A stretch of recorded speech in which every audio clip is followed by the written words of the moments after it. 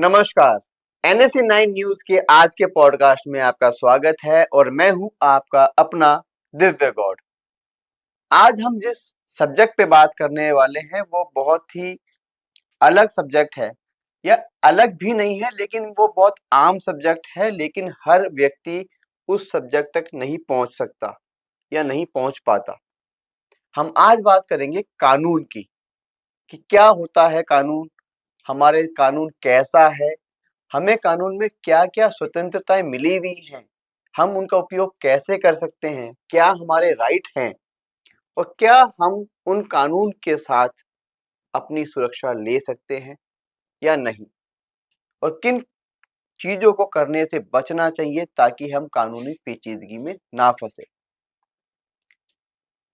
बचपन में हमने बहुत बार सुना है कि कानून अंधा होता है, लोग कोर्ट कचहरियों के चक्कर निकालते रहते हैं, काटते रहते हैं, हमारी सुनवाई नहीं, ऐसे पता नहीं कितने अनगिनत या कितने ही हमने विचार हैं वो कभी बचपन में, कभी बड़ों बुजुर्गों से या किन्हीं को कहीं न कहीं कहते हुए सुना है। लेकिन असली सच्चाई क्या है?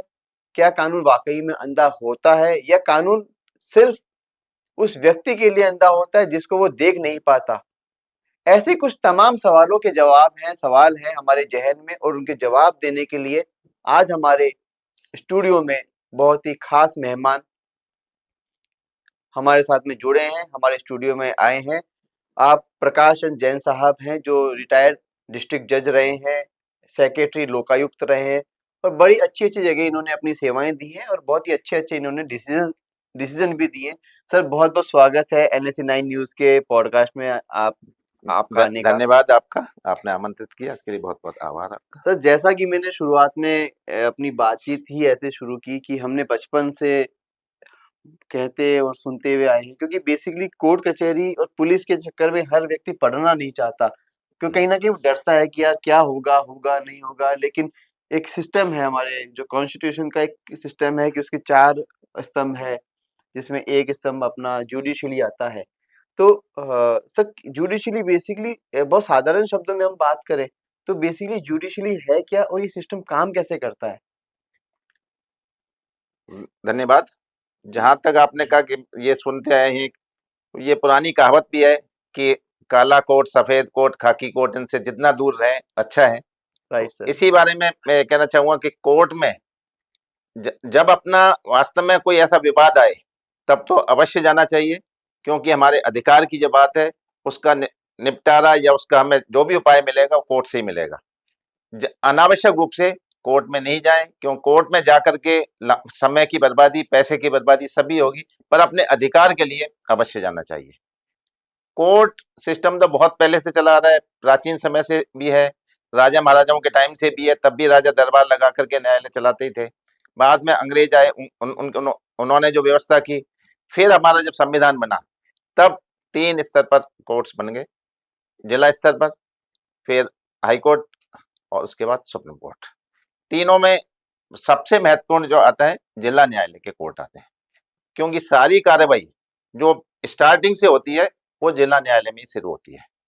जिस दिन क्रिमिनल केस की बात करें, तो जिस दिन किसी एक्यूज को पुलिस द्वारा पकड़ा जाता है, उस दिन से ही कोर्ट एक्शन शुरू हो जाता है, क्योंकि पुलिस की गिरफ्तारी के बाद 24 घंटे के अंदर मजिस्ट्रेट के सामने उस एक्यूज को, जिसको उन्होंने एक्यूज मान करके पकड़ा है, उसे मजिस्ट्रेट के सामने पेश करना आवश्यक है।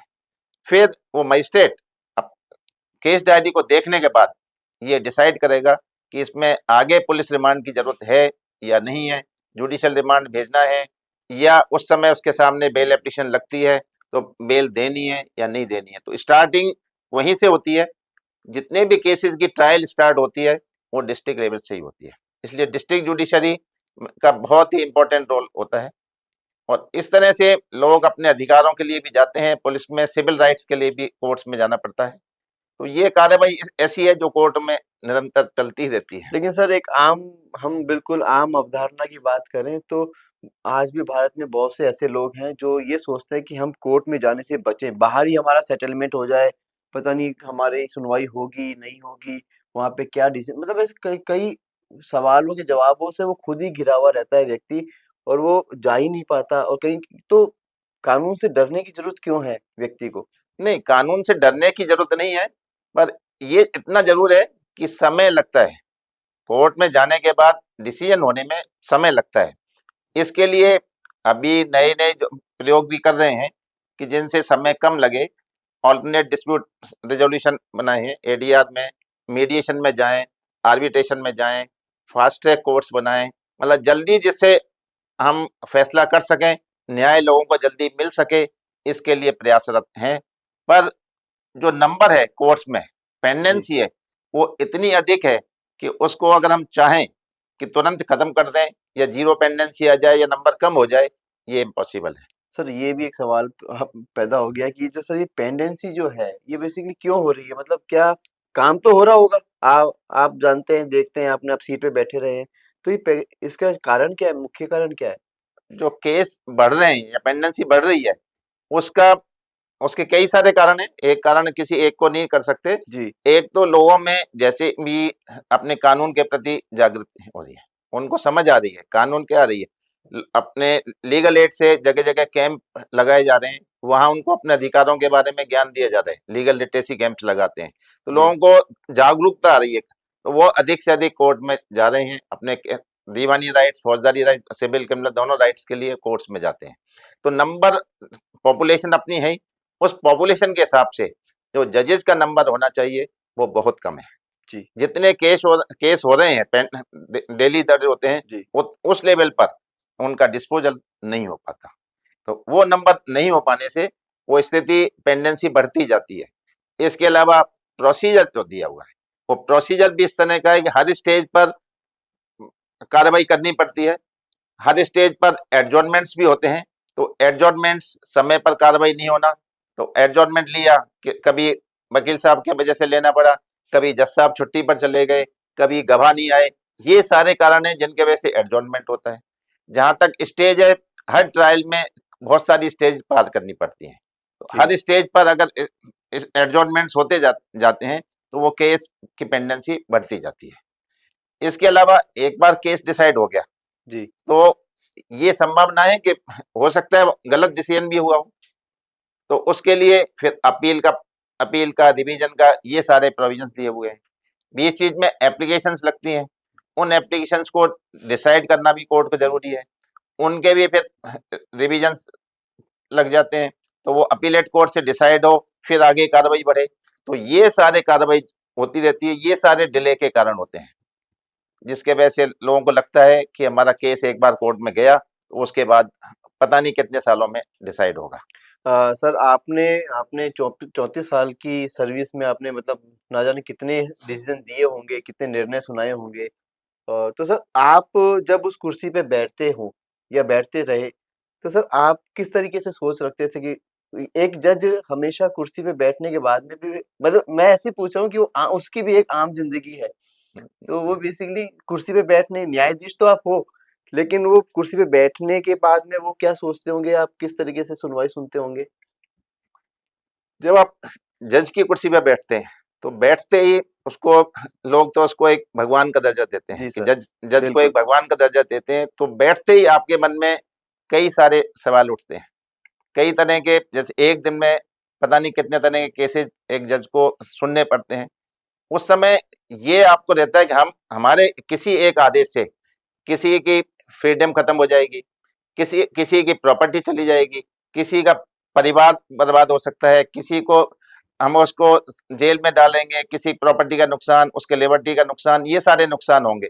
तो इन सब से, लेकिन उस सब की जज की जिम्मे ये भी है कि हमें लॉ के हिसाब से काम करना है।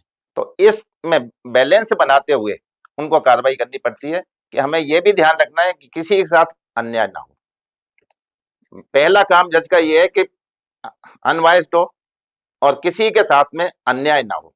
जी। न्याय के रूप में जिसके साथ सजा देनी है तो सजा भी देनी पड़ेगी। किसी के फैमिली में डाइवोर्स हो रहा है तो डाइवोर्स भी करना पड़ेगा। अगर संभव है जोड़ सकते हो तो जोड़ने का प्रयास भी करते हैं, और किसी को प्रॉपर्टी से हाथ धोना भी पड़ सकता है। तो ये सारे काम करने पड़ेंगे, वो सारे करने पड़ते हैं अपने लॉ के दायरे में रह करके। इस तरह से वो मेन तो उसको ये ध्यान रखना है कि मैं सही न्याय दूं, और सही न्याय दे करके जो भी अनबायस्ड हो मेरा न्याय, और आगे तक, क्योंकि उसके ऊपर भी अपील है, जी, तो उसे अपने एक ये फैक्टर भी है कि मुझे लॉ के हिसाब से नहीं दूं तो अपील में जाएगा, अपील में एडवर्स रिमार्क भी आ सकता है, तो उसकी इमेज भी खराब हो सकती है। तो जी। ये ध्यान में रख के, कंप्लीट न्याय को ध्यान में रखते हुए, लॉ को ध्यान में रखते हुए, जो प्रेसिडेंट्स कोर्ट्स के हैं उनको ध्यान में रखते हुए उसे अपना डिसीजन देना पड़ता है। सर कई बार मैंने देखा है, कई बार ऐसे कारण होते हैं, कई बार ऐसी चीज़ें हो जाती हैं कि अ, एक कोर्ट ने कोई डिसीज़न दिया और जज साहब ने उस डिसीज़न पे अपना फैसला सुना दिया। लेकिन वो जैसे आपने कहा कि वो अपील का उसके पास में राइट है। उसने जैसे ही हायर एंड पे उसको अपील किया, तो उन्हीं जज साहब ने नीचे वाले जज साहब की या जो पहले जो डिसीज़न आया उसका जो फैसला है वो बदल दिया। तो ये बेसिकली क्या मैटर ऑफ टाइम होता है या सिचुएशन ऑफ टाइम होता है? कैसे होता है सर ये? नहीं, ये मैटर ऑफ टाइम नहीं है। ये एक तो अपने लॉ बना हुआ है, जी, लॉ के साथ साथ हाई कोर्ट्स और सुप्रीम कोर्ट्स जो जजमेंट देते हैं वो भी एक लॉ के रूप में बाइंडिंग होती है। जी सर। तो अगर उन जजमेंट्स में कोई डिफरेंट व्यू उन्होंने ओपिनियन अपनी दी हुई है, कोई जजमेंट रूलिंग में कोई अलग से पॉइंट उसको एक्सप्लेन, उनका काम क्या है, उसकी इंटरप्रिटेशन करना, जी सर। लॉ का इंटरप्रिटेशन करना। तो कोई इंटरप्रिटेशन ऐसा आया तो नीचे अगर नीचे वाले जो मजिस्ट्रेट या जज साहब थे उन्होंने उसको ओवरलुक कर दिया, या उस समय तक था, बाद में जाकर के हाई कोर्ट ने उसको अपना इंटरप्रिटेशन चेंज कर दिया, अपील में जब गया उस समय इंटरप्रिटेशन चेंज किया, तो उस समय भी उस ग्राउंड पर भी वो चेंज हो सकता है। जी सर। इसीलिए जुडिशियल ऑफिसर को हमेशा स्टूडेंट रहना पड़ता है, उसको हमेशा अच्छा, पढ़ना पड़ेगा, उसको वो हमेशा स्टूडेंट है, अच्छा। क्योंकि रोज फैसले होते रहते हैं हाई कोर्ट के, सुप्रीम कोर्ट के। अगर आप उनको नहीं पढ़ोगे तो उन्होंने कोई भी अपना इंटरप्रिटेशन चेंज किया तो आपका जो जजमेंट है वो गलत हो जाएगा। इसलिए जुडिशियल ऑफिसर को जब तक वो कोर्ट में वो नहीं है, उसको शाम को पढ़ाई करनी ही पड़ेगी, उसको अपना डेली आज क्या जजमेंट्स हुए हैं हाई कोर्ट के, सुप्रीम कोर्ट के, वो पढ़ने ही पड़ेंगे। वो स्टूडेंट रहता ही रहता है, फाइल पढ़ने के साथ उसे अपडेट रहना ही पड़ेगा उसको। मतलब वो चाहे जज बन गए हों लेकिन उनका स्टूडेंट जो लाइफ़ है, वो स्टूडेंट रहेगी रहेगी, जीवन रहेगा वो हमेशा। रहेगा ही, क्योंकि अगर वो पढ़ना बंद कर देगा तो अपडेट रह ही नहीं सकता। जी, और डेली सुप्रीम कोर्ट और हाई कोर्ट कितने जजमेंट्स दे रहे हैं, अमेंडमेंट आते हैं। अमेंडमेंट के, उनके जजमेंट ही अपने आप में एक लॉ का रूप है। जी सर, अच्छा। वो बाइंडिंग है, सारी हाई कोर्ट के जजमेंट्स जो भी हैं वो सारी अपने स्टेट में सब हर कोर्ट पर बाइंडिंग है, उनको उसी के हिसाब से जजमेंट देना पड़ेगा। सुप्रीम कोर्ट के जो जजमेंट है पूरे इंडिया की सारी कोर्ट्स पर जी, इंक्लूडिंग हाई कोर्ट वो बाइंडिंग है, जी सर। कि सुप्रीम कोर्ट ने जो इंटरप्रिटेशन दिया है वो इंटरप्रिटेशन मानना ही पड़ेगा। अब हमने पढ़ना बंद कर दिया कि हम तो लॉ पढ़ चुके, अब हमें पढ़ने की जरूरत नहीं है, हाई कोर्ट ने या सुप्रीम कोर्ट ने कोई इंटरप्रिटेशन अपना चेंज कर दिया, जी सर। तो हम तो उससे पता ही नहीं, तो जजमेंट गलत होगा ही होगा। तो इसलिए हमेशा डेली पढ़ते रहना जरूरी है। फाइल तो पढ़नी है आपको केस की, पर लॉ के टच में रहना भी बहुत जरूरी होता है। सर एक चीज़ और है कि आपने लोकायुक्त आप सचिव भी रहे, तो वो जो एक टेन्योर था, वो टेन्योर कैसा रहा? वो आपका अनुभव कैसा रहा? उस समय तो क्या, लोकायुक्त का जो काम था वो बहुत ही था, मतलब बहुत अच्छा था। मेरे ख्याल से उस वही पीरियड ऐसा था जिस समय में लोकायुक्त को सारे स्टेट में लोग जानने लगे थे। पहली बार शब्द ही वैसे ही तभी से लोग पहचानने लगे थे कि ये कोई शब्द होता है। हाँ, हाँ, जब जस्टिस एस कोठारी साहब लोकायुक्त थे, जी सर। उस समय उन्होंने जगह जगह जाकर के कैंप्स लगाए कि लोकायुक्त क्या है, कैसे काम करता है, आपको कंप्लेंट करनी है तो क्या करनी है। वो जगह जगह राजस्थान का कोई भी इस जगह उन्होंने नहीं छोड़ी जहां जाकर के कैंप नहीं लगाए हो और जी, लोगों को नहीं बताया हो। और वास्तव में इतने कंप्लेंट्स आती थी उस समय कि मतलब काफी सारा स्टाफ भी उन्होंने बढ़ाया, रिटायर्ड जुडिशियल ऑफिसर्स भी काफी लगाए, फिर भी बहुत अधिक केसेस आने लगे, जानने लगे लोग, और उनकी जो कार्रवाई या रिकमेंडेशन जाती थी उस पर कार्रवाई होने लगी सभी लेवल पर। जैसे ही कोई पत्र जाता था तो उनको कि लोकायुक्त से कोई चिट्ठी आई है तो उसका तुरंत जवाब देना है, ये सबके मन में ये भावना आ गई थी। एक सर आपका जो टेन्योर रहा, उस टेन्योर में आपके कुछ खट्टे-मीठे कुछ अनुभव भी रहे होंगे आपके पास में, कुछ जो अभी तक आपकी कहीं न कहीं स्मृति में, मेमोरी में कुछ न कुछ याद रहे होंगे? मेन तो कई बार क्या होता है कि प्रेशर जो काम करता है, प्रेशर कई तरह के प्रेशर काम करते हैं जी जुडिशियल सर। ऑफिसर्स, पर उन सबसे दूर रहना।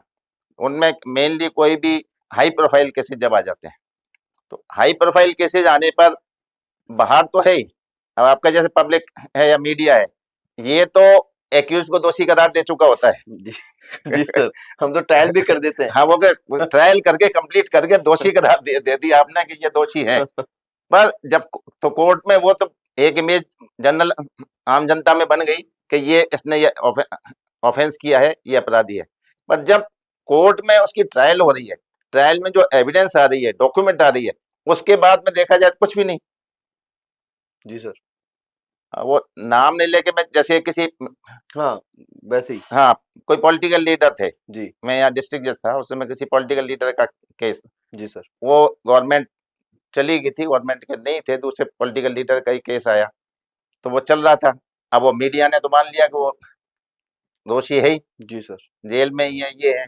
अब वो सारा केस मेरे सामने आया, वो अपोजिशन में ही थे, पर मीडिया तो रोज मतलब यदि कोर्ट में शायद इतना कम से कम 5,000 आदमी हर हियरिंग में कोर्ट के बाहर रहता था, इतना इतना था वो पूरा। पर अब उनका बरी होना था तो हो गए। अब मीडिया कोई ट्रायल करे, कुछ भी करे, तो उससे कोई फर्क नहीं उससे पड़ता, फर्क नहीं पड़ता सर, उससे फर्क नहीं आपके पड़ता, जजमेंट पे उससे कोई उससे फर्क नहीं कोई पड़ता। फर्क नहीं आप पड़ता। अपनी अपने अपना के जो हिसाब, और एक हर जज को ये करना ही चाहिए, जी, इस चीज में विशेष ध्यान देना चाहिए। ऐसे ही मैं सीजेएम था, जब भी किसी सीनियर ऑफिसर के खिलाफ कोई कंप्लेंट हुई, रेप के मामला मैटर भी आया, उस समय भी मीडिया का यही हाल था। तो सारे केसेज में अपने आप को बैलेंस रखना है, हम उससे इन्फ्लुएंस नहीं होना है। बस जुडिशियल ऑफिसर की मेन ये है कि ये नहीं देखना कि मीडिया क्या कहेगी या मीडिया क्या कह रही है, उन सबसे इन्फ्लुएंस हुए बिना अपना जजमेंट करना है, निष्पक्ष काम करना है। क्योंकि आप जो जजमेंट कर रहे हो उसकी अकाउंटेबिलिटी आपकी है। आपके जजमेंट्स अपीलेट कोर्ट में जाएंगे, हाई कोर्ट जाएंगे, सुप्रीम कोर्ट जाएंगे, वहां भी वहीं से असेसमेंट होगा कि आपने किया है जजमेंट को सही किया है, गलत किया है। मीडिया से या पब्लिक से आपकी अकाउंटेबिलिटी नहीं आएगी, आपको तो अपने लॉ से आपकी अकाउंटेबिलिटी लॉ के प्रति है जी सर। कि लॉ के जो लॉ है उसके हिसाब से आपको जजमेंट देना है। मतलब आपका कहना ये भी है कि प्रेजुडाइज प्रेजुडिस नहीं होना, नहीं होना है आपको। प्रेजुडिस नहीं होना, ये क्या जो पब्लिक ओपिनियन बन गई उससे आपको प्रेजुडिस नहीं होना है। जो लॉ है, जो आपके सामने एविडेंस आ रही है, जो डॉक्यूमेंट्स आ रहे हैं, उसी के हिसाब से आपको जजमेंट करना है। लेकिन सर आपने जैसे अभी बातों-बातों में आपने भी कहा और दिमाग में मेरे भी था और हमारा होता भी है कई बार कि सर कई बार जो जुडिशली जो है वो क्या प्रेशर में रहती है और उस पे कई तरह के प्रेशर आते होंगे, तो वो कैसे उस चीज़ों से कैसे निपटते प्रेशर हैं? तो अपने आप इंटरनल भी है, बाहरी भी है प्रेशर। तो मैं देखा जाए लीगल प्रेशर, जैसे मैंने आपको बताया था, लीगल प्रेशर है कि डेली पढ़ना है। अब आपको एक लीगल प्रेशर तो ये हो गया, रोजाना आपको पढ़ना ही पढ़ना है, नहीं पढ़ोगे तो आप पीछे रह और जाओगे। फिर पॉलिटिकल प्रेशर? पॉलिटिकल प्रेशर मेरे टाइम में डायरेक्ट कभी मेरे पास कोई पॉलिटिकल प्रेशर नहीं आया, नहीं आया। और मेरे हिसाब से डायरेक्टली कोई भी पॉलिटिक्स वाला, कोई भी लीडर ऑफिसर को या जज को कांटेक्ट नहीं करता जब तक कि उसके कोई पर्सनल संबंध उससे न हो। अच्छा सर। वो कांटेक्ट जब भी करेगा जब उसके कोई पर्सनल रिलेशंस हैं, तब तो कांटेक्ट कर सकता है। बाकी एज ए मिनिस्टर कभी कोई मेरे पास ये सिफारिश लेकर नहीं आया, और नॉर्मली नहीं आते ये कि मंत्री जी ये चाह रहे हैं, ऐसा कोई कह करके नहीं आता मंत्री जी ये चाह रहे हैं ऐसा आप कर दो, वो कोई नहीं आता। पर्सनल रिलेशंस होते हैं तो वो आए तो वो नॉर्मल है, तो वो उसको आपको मानना नहीं मानना पर्सनल रिलेशंस पे आपके पे डिपेंड करना। जहां तक मानने नहीं मानने की बात है, आपको 99% तो आपको वही करना है जो लॉ के हिसाब से है। 1% केसेज में जो डिस्क्रिशन वाला है, वो डिस्क्रिशन में आप इधर या उधर जहां पर डिस्क्रिशन है जी। उनमें ही आप यूज कर सकते हो। लॉ को तो आप अपने हिसाब से इंटरप्रिटेशन कर नहीं सकते, वो इंटरप्रिटेशन का राइट तो हाई कोर्ट सुप्रीम कोर्ट के पास तो है, जी सर।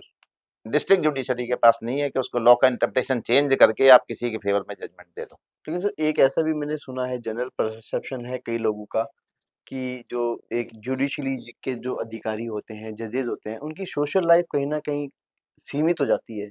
वो अपने आप करनी पड़ती है, जी। मतलब वो हमें कहीं ट्रेन में नहीं कहते हैं कि अच्छा। आप, हाँ ट्रेन में ही नहीं, पर आपको क्यों, आपकी पोस्टिंग्स बदलती रहती हैं। 3 साल का टेन्योर हमारा एक जगह फिक्स होता है अच्छा। कि 3 साल मैक्सिमम पीरियड है, आप 3 साल बाद में आपका ट्रांसफर होगा ही होगा। अगर आप वहां पर रिलेशन बनाने लग गए तो आपको पता ही नहीं ना किसका केस चल रहा है, किसके रिश्तेदार का केस चल रहा है, तो पर्सनल इन्फ्लुएंस फिर आने की संभावना रहती है। तो इसलिए जनरली हम अवॉइड करते हैं, जाते हैं तो ऐसे जाते हैं कि 2-3 ऑफिसर साथ में जा रहे हैं जी या सर, कोई ऐसी पार्टी में हो। लगे नहीं किसी को हाँ, ऐसे। मतलब इंडिविजुअल जाने से अवॉइड करते हैं कि इंडिविजुअल टच में या संपर्क बढ़ाना अब अवॉइड करते हैं। क्योंकि न्याय के लिए ज़रूरी है कि न्याय हो ही नहीं, बल्कि दिखना भी चाहिए कि न्याय हो रहा है। होगा, न्याय हुआ है। न्याय हुआ है, न्याय हो रहा है, न्याय सही हो बात, रहा है। Agreed sir. ये लगना भी चाहिए। अगर आज मैं आपके साथ शाम को बैठ के पार्टी कर रहा हूँ, कल आपका केस कोर्ट में लगा है, तो लोगों की धारणा तो ये बन जाएगी कि कि उनके साथ ये तो शाम को साथ बैठ के पार्टी में ही थे, तो फैसला तो इनके हिसाब से ही होगा। चाहे वो जजमेंट आपके फेवर में ऑलरेडी जा रहा हो और मैंने कर दिया पेपर के हिसाब से, न्याय लॉ के हिसाब से, जनरल इमेज क्या जाएगी कि इनके रिलेशन से इसलिए फैसला इनके पक्ष में होगा। वही प्रिजुडाइज हो जाएंगे। फिर जनता तो होगी ना कि भाई, तो जी, ये नहीं लगेगा कि मैंने न्याय किया है, ये लगेगा इन्होंने पर्सनल रिलेशन से न्याय को इन्होंने अफेक्ट किया है। तो सर आपने अपनी पूरी लाइफ में कई डिसीजन दिए हैं और वो आपने जैसे आपने बताया कि सब आंकड़ों पर और फैक्ट पे आप फैक्ट्स और fact document, facts and document जो भी है, डॉक्यूमेंट पे एविडेंस जो आती है कोर्ट में, तो सर तो उस चीज को लेकर आपको पंडित गोविंद वल्लभ पंत पुरस्कार गवर्नमेंट ऑफ इंडिया से मिला, ऑनेबल। ये उनसे नहीं, ये मैंने बुक से लिखी थी। हाँ, मैं उसी पे हाँ, आ रहा हूँ सर हाँ, जो कि बुक्स सर जो लिखी आपकी थी। बेसिकली आप मैं वहीं पे आ रहा था हाँ, कि आपने सर ये सर्विस के साथ में आपने ये तो हमको बता दिया और हमारे व्यूवर को भी बता दिया हाँ, कि एक जज और जुडिशरी के जो व्यक्ति होते हैं वो हमेशा विद्यार्थी जीवन के साथ ही होते हैं। तो आपने सर वो तो सर इतना टाइम कैसे मिल पाता है या कि आपने सर जुडिशरी की पूरी सर्विसेज भी देखी हैं, आपने उनके जजमेंट भी पढ़ रहे हैं, फिर आप ऑथर भी बन गए, आपने किताबें भी लिख दी, तो मतलब ये टाइम निकालना और ये वो रुचि, इंटरेस्ट। वो सारा ये जैसे आप पढ़ तो रहे ही हैं, जी, क्यों आपको रोजाना पढ़ना ही है। तो अब मेरे को जब कमी लगी, जैसे मैं था तो अपने यहाँ तो राजस्थान में डिस्ट्रिक्ट जुडिशियल तक सारा काम हिंदी में होता है, तो एक्साइज एक्ट की हिंदी में कोई बुक ही नहीं थी अच्छा, उस टाइम में दी थी। उस समय। एक्साइज एक्ट तो फर्स्ट बुक मैंने राजस्थान आबकारी अधिनियम की हिंदी में मैंने लिखी थी उस समय। तो राजस्थान आबकारी अधिनियम हिंदी में कोई बुक थी ही नहीं, और कानून सारा अपना हिंदी में चलता है। जी, ऐसे ही एक दूसरी किताब भी लिखी थी, अपराध अन्वेषण एवं अभियोजन। अच्छा, मतलब अपराध क्या है, उसका इन्वेस्टिगेशन कैसे होगा, प्रोसिक्यूशन कैसे होगा, उसको ये डेली पढ़ने में आता ही था, लॉ पढ़ना ही होता था। जी, तो उसको एक शॉर्ट में समझ बना करके उसके रूप में लिखा। तो इन बुक्स के हिसाब से ही जो पुरस्कार गवर्नमेंट ऑफ इंडिया के लॉ डिपार्टमेंट, होम डिपार्टमेंट, उनसे ये पुरस्कार मिलते हैं। तो सर एक चीज़ और भी है कि जैसे आप कोर्ट जाते हैं, कोर्ट में आप उस सीट पे बैठते हैं, वहाँ पे न्यायाधीश है, आप न्याय के देवता माने जाते हैं, आप भगवान के तुल्य माने जाते हैं क्योंकि आपके एक अच्छे डिसीज़न से और एक कॉन्क्रीट डिसीज़न से किसी की जीवन और वहाँ पे भी वही 2 लोग होते हैं, पक्ष और विपक्ष, किसी एक को कुछ ना कुछ तो होना है। अब वो भगवान जाने या और आप ही जानो कि वो किसको क्या होना है। हाँ, लेकिन सर कई बार क्या होता है कि कुछ बेगुनाहों को भी सज़ा मिल जाती है। हाँ, उसमें कई बार क्या होता है, सारा कोर्ट बेस करता है एविडेंस पर। जी सर। अगर जो मैनिपुलेट करके आता है, वो सारे एविडेंस को मैनिपुलेट कर लेता है। अब कोर्ट में जो बयान देगा कोर्ट को पता नहीं है, और कोर्ट को पता हो तब भी वो जजमेंट में उसको काम में नहीं ले सकते।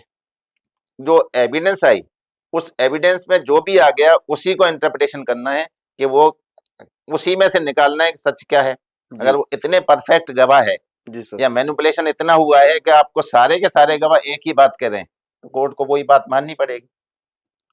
उसको बेगुनाह होते हुए भी उसको सजा हो सकती है, पर कोशिश ये रहती है कि कहीं भी थोड़ा भी डाउट होता है तो हम उसको सजा नहीं दें। बेनिफिट ऑफ डाउट का इसमें इसीलिए है कि 99 हम जो दोषी हैं वो छूट जाएं, पर एक निर्दोष को सजा नहीं हो।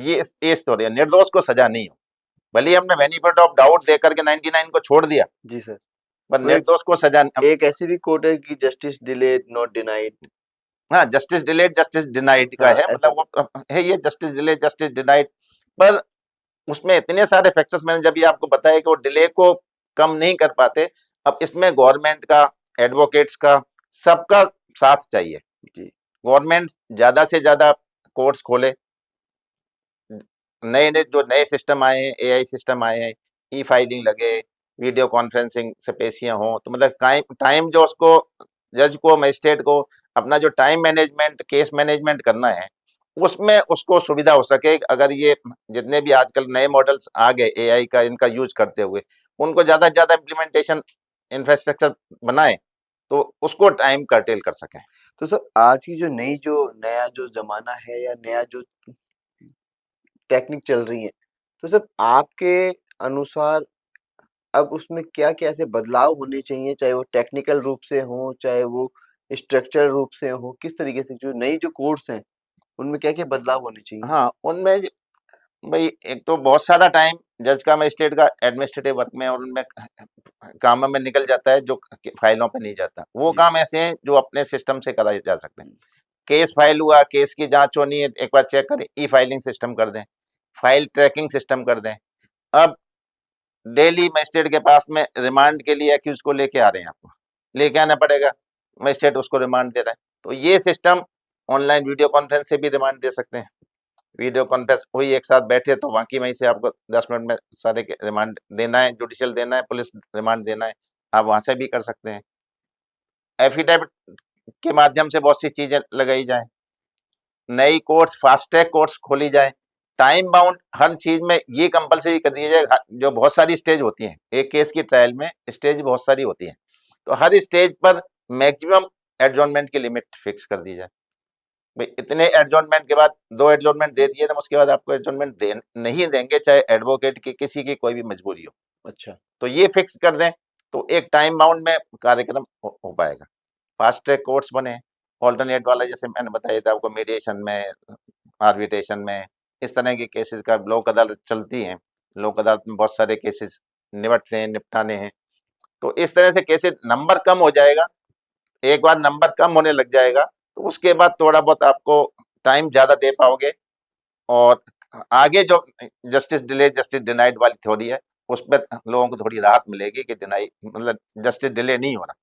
तो सर एक छोटा-सा लीक से हटके है, मतलब आप अब जवाब देना चाहें तो दे सकते हैं, नहीं तो कोई बात नहीं है। लेकिन सर कई बार आपने इतने इस पूरे टेन्योर में आपकी सर्विस में कुछ ऐसे खट्टे-मीठे अनुभव होते हैं कि जो हमेशा या ज़िंदगी भर याद रहते हैं। तो ऐसे कुछ अनुभव है, आप शेयर करना चाहेंगे? कुछ ऐसे अनुभव हो जो अभी तक आपको याद हो, कई कुछ चीज़ें रह जाती हैं दिमाग में?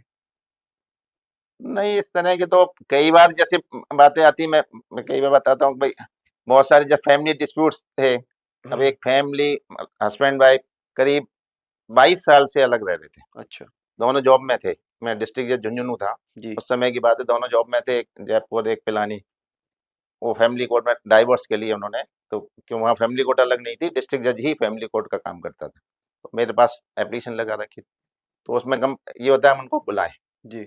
जब मैंने एक-एक बार दोनों को बुला के देखा, बात की, तो मुझे लगा कि इनका तो कुछ मतलब बहुत ऐसा कोई इश्यू नहीं है, बैठ सकते हैं इनका मामला। मतलब इनका बहुत ऐसा इश्यू नहीं है, या तो ईगो का या क्या है, इनसे और बात की जाए। जी।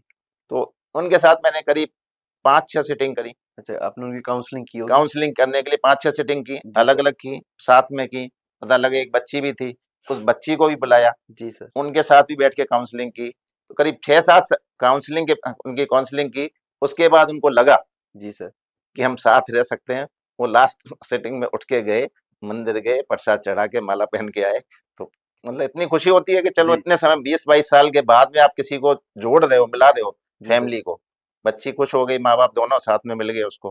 तो ऐसे केसेस जब आते हैं, जब बहुत खुशी होती है साहब। तो सर आप भी जब आप डिसीज़न देते होंगे तो आपके दिमाग में ऐसा ही विचार चलता होगा कि मेरे एक डिसीज़न से किसी का बहुत भला फ़ायदा हो जाए, हाँ, है ना? बिल्कुल चलता है, और बिल्कुल उसके दिमाग लिए में आप ये रहता कोशिश है। भी। पूरी कोशिश ये करते हैं कि अगर जहाँ भी कंप्रोमाइज़ हो सकता है, जी। ये लगता है ये कंप्रोमाइज़ कैसे जाए। अब वो कई बार लगता भी है कि इसने गुस्से में आके काम कर दिया, कोई कर दिया, तब उसको कैसे भी सेटल हो सकता है तो सेटल करा दें, जिससे परिवार नहीं टूटे। कई बार ऐसा भी होता है कि अब एक बच्चे का केस था, मैं शायद पहले भी बताया था कि एक बच्चे का तब तो जुवेनाइल कोर्ट में आते हैं। अब उस बच्चे ने, बहुत गरीब बच्चा था, एक साधु के पास लोग जाते हैं, पैसा देते हुए देख लिया साधु को, तो रात को गया सोते हुए साधु के, बहुत छोटा बच्चा था, 12-13 साल का ही बच्चा, सोते हुए साधु के पत्थर मारा, उसको मार दिया, उसके पैसे लेके भाग गया। अब जुवेनाइल कोर्ट में उसको लाए, हुँ। पूछा उससे, मैंने बात की, क्या किया, पैसे भी कोई बहुत ज्यादा नहीं थे, मैंने कपड़े बनवा लिए, जूते पहन लिए, मिठाई खाया, तो उसका दिमाग उतना ही काम किया इतना ही बच्चे का। काम का था उसमें। हाँ, बच्चे का तो। बस बच्चे को ही देख करके, हाँ। तो लगता है कि मतलब ये उसने मजबूरी ऐसी थी या उसकी कोई लालच थी, बाकी कोई इंटेंशन उसका ये नहीं था, कि मारूंगा, सजा होगी, ये होगी, वो उसके दिमाग में कुछ भी नहीं था। उसको ये था मैं मेरे को पैसे मिल जाएंगे, मैं अपने नए जूते पहनाऊंगा, कपड़े ले आऊंगा, मिठाई खा लूंगा, फल खा लूंगा। तो ऐसे केस में जुवेनाइल्स की हालांकि हम उसमें करेक्शन होम में ही भेजते हैं, वहीं भेजा, उसको समझाया भी, तो उसने कहा अब नहीं करूंगा, अब नहीं करूंगा इस तरह के। एक सर जैसे आप वहाँ पे आप सीट पे बैठ के न्याय करते हैं, डिसीजन देते हैं, तो सर एक आपको व्यक्तिगत रूप से कैसा लगता है कि जो समाज की जो क्रिमिनल थ्योरी है, वो किस तरीके से काम कर रही है और एक ऐसा एनवायरनमेंट कम नहीं होने के बजाय बढ़ता जा रहा है, लोग क्रिमिनल की तरफ ज़्यादा हो रहे हैं, ऐसा क्यों? क्योंकि लोगों के दिमाग में डिस्पैरिटी का बहुत आता है जी, कि डिस्पैरिटी, लोगों के पास कि मेरे पास खाने को नहीं है, पैसा नहीं है। जी, अब मैं जब स्टार्टिंग की बात, जब अपना प्रोहिबिशन था, तो वो लोगों के हिसाब से हो के एक आया मेरे पास, उसको एक बार करके छोड़ा भी था, दोबारा आ गया, तब उससे पूछा अभी तेरे को सजा भुगत के आया फिर क्या? कि साहब क्या मेरे को जेल भेज दो, मेरे को जेल जाना है, कि मेरे पास बाहर तो खाने को नहीं है, अंदर रोटी तो मिलेगी। हुँ, इस आधार से वो शराब थोड़ी-सी पी के आया कि अंदर अंदर रहूँगा, तो जब तक अंदर रहूँगा रोटी मिलेगी, इसलिए मेरे को दोबारा जेल भेज दो। तो लोगों की ये कई बार ये मजबूरी भी होती है कि उनके पास में खाने को नहीं मिल रहा है, भूख की वजह से भी करते हैं, और कुछ अपना बदला लेने के लिए भी करते हैं, दोनों एक चीज़। सर आपने अब सर्विस के बाद में फिर आप थोड़े सोशल हुए और कुछ आपने जैसे मैंने सुना है आप एक ब्रेन वो कुछ आपने हाँ, किया, वो मैंने ब्लाइंड स्कूल्स के लिए क्या किया? हाँ, काम वो किया। बताइए सर? हाँ, ब्लाइंड स्कूल एक तो यहाँ गनगौरी बाज़ार में राजस्थान नेत्रहीन कल्याण संघ है, जी, उसके मैं सेक्रेटरी के रूप में 2-3 साल रहा मैंने। जी, तो वहाँ भी काफ़ी काम कराया, जी, कि वहाँ ब्रेल प्रेस लगवाई अच्छा, गवर्नमेंट से, अच्छा, ब्रेल प्रेस लगाई, तो अब उनको इतना सक्षम बना दिया कि अगर उनको डोनेशन नहीं भी आए, क्योंकि गवर्नमेंट के जितने भी ब्रेल लिपि में प्रिंटिंग होती है, वो सब वहीं होती है और कहीं प्रेस है ही नहीं। वो प्रेस केवल वहीं है राजस्थान अच्छा, में। एक पूरे 2 प्रेस हैं, 2 ए प्रेस लगवाई थी, गवर्नमेंट ऑफ इंडिया से लगाई थी। उसमें 1.5 करोड़ की 2 प्रेस आई थी, अच्छा, पूरा पैसा गवर्नमेंट ने दिया। अच्छा, उन्हीं को दिया, कंपनी को दिया, प्रेस भेजी। हालाँकि उस समय उनको कि वास्तव में लगेगी कि नहीं लगेगी, तो प्रॉपर्टी चाहते थे। हम लोगों ने जो और 2-3 थे अपनी प्रॉपर्टी गवर्नमेंट के पास आप भेजी, कि लोगों ने दी उनको? अपनी प्रॉपर्टी गवर्नमेंट के पास गिरवी रखी कि हम लगाएँगे, हमारा ये था हम लगाएँगे ही उसमें। तो प्रॉपर्टी अपनी प्रॉपर्टियों को रखने के बाद में ही हमारे जो साथी थे उन्होंने अपनी प्रॉपर्टियां दी वहां पर। फिर गवर्नमेंट ने पैसा दे करके 2 प्रेस लगवाई। अब जी, आज वो संस्था ऐसी हो गई कि अब उसको डोनेशन नहीं मिले तब भी कोई दिक्कत नहीं है। एक ब्लाइंड स्कूल है यहाँ पर, लुई ब्रेल दृष्टिहीन विकास संस्थान वीकेआई में, अच्छा, अभी भी चल रहा है। उसके मैं अध्यक्ष के रूप में मैंने काम किया था। उसमें बहुत सारे फंक्शन कराए हमने। All India blind girls competition कराया, अच्छा, म्यूजिक कंपटीशन, ब्लाइंड अच्छा, म्यूजिक कंपटीशन, म्यूज़िक का music blind competition, blind girls का म्यूजिक कंपटीशन कराया, ऑल इंडिया लेवल का। बहुत बढ़िया, फिर दूसरे इम्पोर्टेंट जो इवेंट कराया, ब्लाइंड क्रिकेट कराई एसएमएस स्टेडियम में। ब्लाइंड क्रिकेट कराई, ब्लाइंड क्रिकेट की जो कमेंट्री थी उस समय सीपी जोशी जी वो थे विधानसभा अध्यक्ष, जी, वो अच्छा, आए ये थे। अभी लास्ट वाली बात हो हाँ, रही है? अभी उस समय तो जी, वो आए, उस उद्घाटन के लिए वो चीफ गेस्ट के रूप में आए। हाँ, आकर के उन्होंने वो कमेंट्री सुनी, तो उस कमेंट्री को तो हमें भी आश्चर्य हुआ, पहली बार ही हमने मतलब वो कमेंट्री देने वाला ब्लाइंड है। अच्छा, मैच चल रहा है, उसकी कमेंट्री वो दे रहा है कि अब इसने बॉल मारी और चौका हुआ, ये रन रन बनाया वो। तो वो 10 मिनट सीपी जोशी जी उसके पास बैठे रहे कि तू कमेंट्री कर कैसे रहा कैस कर कैसे रहे हो? मतलब कैसे आउटपुट दिमाग में है, कैसे आ दिमाग रहा में है कैसे आ कैसे रहा आ है। रहा तो उसने बताया कि उनकी बॉल जो होती है अलग होती है, उसमें छर्रे होते हैं, है? अच्छा, तो बॉल में आवाज आती है। वो अच्छा, लोग मारते भी उसी हिसाब से, बॉल की आवाज से ही वो बैट मारते हैं उसमें। तो बोले बैट पर जो बॉल की आवाज वो लगेगी, उससे अंदाज लगाता हूँ कि बॉल कहाँ जाएगी। अच्छा, वो उसके उसके हिसाब से वो कमेंट्री करता है गज़ब! कि कहाँ जाएगी वो। तो वो बड़ा कंपटीशन, बहुत ऐसा अच्छा कंपटीशन कराया। तो जी, लेकिन सर अब आपको थोड़ा-सा मतलब कई सालों तक जब तक आप सर्विस में रहे, तो आप सोशल नहीं होते या रहना नहीं प्रॉब्लम थोड़ी हाँ, वो होती है। मजबूरी कुछ ऐसी मजबूरी बोल रहती, दो या अपना प्रोटोकॉल्स मतलब बोल अपना दो। अब खुद का ही हिसाब से वो रहता है कि अपन नहीं रहें, दूर लेकिन रहें, सर अब जब सोशल लाइफ में आप तो वो लोगों अच्छा की लगता है। मदद करते हैं, लोगों को हँसते हैं, खेलते देखते हैं, खिलाते हैं, तो मतलब बहुत अच्छा लगता होगा वो आपको? बहुत अच्छा लगता है और सबके साथ, बच्चों के साथ जुड़ते हैं। अब एक ब्लाइंड गर्ल्स है, जी, लड़की है, ब्लाइंड लड़की है, वो दिल्ली से जी, अकेली चल के यहाँ, मैंने कुछ समय अपना एक अपने एनजीओ में कुछ लड़कियों को कंपटीशन के लिए रखा था, कुछ अपने पुराना एक मकान था उसमें रखा था मैंने, तो वो दिल्ली से चल के पत्रकार कॉलोनी मेरे मकान पर अपने आप पहुंच गई, अच्छा। अकेली।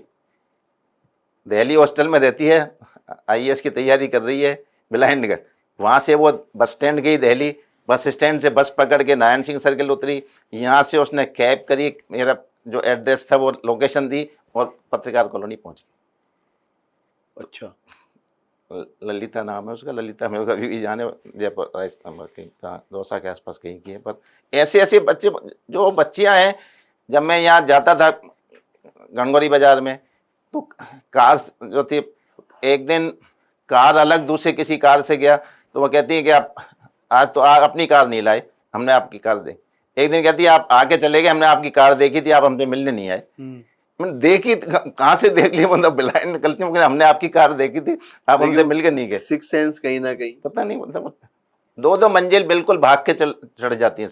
अच्छा। सीढ़ियां भाग के वो 2 मंजिल चढ़ जाती हैं। हालांकि मुझे विश्वास नहीं हो रहा, लेकिन आप कह रहे पर हो तो मैं कर रहा हूँ। मतलब आप मुझे कह भी रहे हो नहीं, तो मैं कर रहा मुझे हूँ। भी नहीं होता था, मतलब जो इस तरह से भाग के और ऐसे फंक्शन करती है, मैं बताऊंगा आपको। पर उन बच्चों को देख करके लगता है कि इनमें अंदर कितना जो, ऐसे म्यूजिक कंपटीशन पूरे इंडिया से आती हैं लड़कियां, जी। पूरे इंडिया से कंपटीशन के लिए आती हैं, म्यूजिक कंपटीशन के लिए। तो बहुत अच्छा लगता है उन सबके साथ घुलना मिलना, अच्छा लगता है, उनको भी अच्छा लगता है कि प्रोत्साहन देना उनको। बहुत बहुत धन्यवाद सर। आज आपने कानून की बातें बहुत साधारण शब्दों में हमारे दर्शकों को बताई, और कुछ अपने अच्छे अच्छे जो अनुभव हैं वो भी हमारे दर्शकों को बताया, और बताया कि मतलब एक सामाजिक जीवन में भी आप खुशी में शामिल हो सकते हैं और खुशियां दे भी सकते हैं, जो कि आप अब अपने जीवन में दे रहे लोगों को।